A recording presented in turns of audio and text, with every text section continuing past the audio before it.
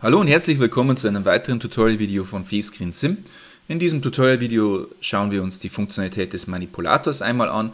Der Manipulator ist ein Objekt aus unserer Sammlung und der Manipulator, ich habe ihn jetzt bereits bei mir eingefügt und genauso ein Förderband, das auch bereits schon in der Handbedienung läuft. Wir sehen es am grünen und roten Blinken. Lässt sich eben für die Manipulation von zum Beispiel Fördergut verwenden. Also ich kann eben hier Situationen in einer Anlage nachstellen, wie wir sie zum Beispiel auf einer Förderstrecke finden, Führungsschienen oder korrigierungsmechanischer Art. Die können natürlich bei uns 1:1 nachgebildet werden. Oftmals ist es aber sehr aufwendig, solche Sachen zu definieren und ausreichend es mit zum Beispiel einem Manipulator zu realisieren. Also ein typischer Anwendungsfall ist, nach Drehtischen am Folgeförderer zum Beispiel einen Manipulator anzubringen, um sicherzustellen, dass das Fördergut eben wirklich wieder genau dementsprechend zentriert ist. Und ich habe jetzt hier auch den Manipulator bereits markiert und finde auf der rechten Seite dementsprechend Zentrierungsmöglichkeiten, bei dem wir eben sagen, wir können dementsprechend eben Zentrierungen vornehmen. Und hier habe ich jetzt zum Beispiel schon die Zentrierungsposition Y angewählt und wir sehen eben, die Y-Achse befindet sich vertikal im 90-Grad-Winkel zur X-Achse und wir können eben jetzt hier einfach mal ein Fördergut einfügen auf unsere Anlage. Und in dem Augenblick, wo dieses Fördergut eben diesen Manipulator berührt, sehen wir, dass dementsprechend dann die Position eben auf den Mittelpunkt unseres Manipulators gesetzt wird. Dieses lässt sich auch für die beiden anderen Achsen durchführen, also ich kann zum Beispiel auch die X-Achse oder die Y-Achse und die Z-Achse markieren und dementsprechend Zentrierungen ausführen. Ich kann natürlich auch zwei Achsen gleichzeitig dementsprechend anwählen und das parallel oder auch mit allen drei Geschichten auswählen.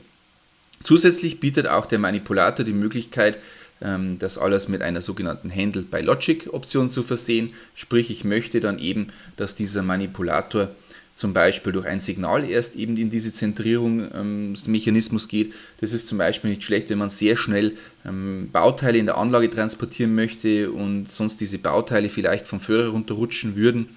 Und da kann ich eben diese Handle by Logic Option einschalten und dann mit einem Signal versehen eben dieses Objekt richtig festhalten. Und ich habe bereits in unserem Logic-Diagramm jetzt diesen Taster von unseren 3D-Darstellungen, den hier unten, und eben unseren Manipulator dementsprechend schon eingefügt und kann diese beide dementsprechend, wie bekannt, mit unserem Konnektor verbinden. Und wenn ich jetzt eben noch nicht den Schalter gedrückt habe und füge dementsprechend ein Bauteil in unsere Anlage wieder ein, dann werden wir sehen, dass dieses Bauteil einfach durch die Anlage durchfährt, und aktiviere ich aber eben diese Option und füge dann ein Bauteil ein, dann wird dementsprechend dieses Bauteil zentriert. Wenn man, jetzt bin ich kurz selber überrascht gewesen, ich habe die Zentrierungsmöglichkeit rausgenommen, schalten wir es wieder ein in Zentrierung in Y und jetzt sehen wir auch wieder diese Reaktion, dass dann eben dieses Bauteil dementsprechend eben zentriert wird, oder wenn wir das wieder ausschalten, dann sehen wir, dass es eben nicht mehr zentriert wird. Zusätzlich zu diesen beiden oder zu dieser Zentrierungsmöglichkeit hat der Manipulator auch noch eine weitere Möglichkeit, also er kann auch Rotationen setzen, und zwar zum Beispiel seine X- oder Z-Rotation, also ich kann eben hier anwählen, welche Rotationsart das ich haben möchte, und ich wähle jetzt zum Beispiel die Rotation in der Z-Achse und rotiere jetzt unseren Manipulator auch einmal ein bisschen um die Z-Achse, dass wir diese Reaktion dementsprechend sehen. Und wenn wir jetzt wieder ein Bauteil auflegen auf unserem Förderer, dann ist eben jetzt aktuell ohne gedrückten Taster dann keine Manipulation, die stattfindet.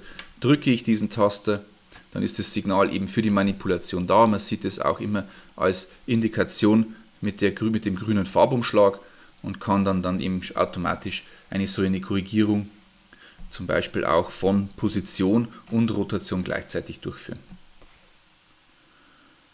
Das war es dann schon wieder mit unserem kurzen Beispiel zum Manipulator und ich wünsche Ihnen noch sehr viel Spaß mit unserer Applikation.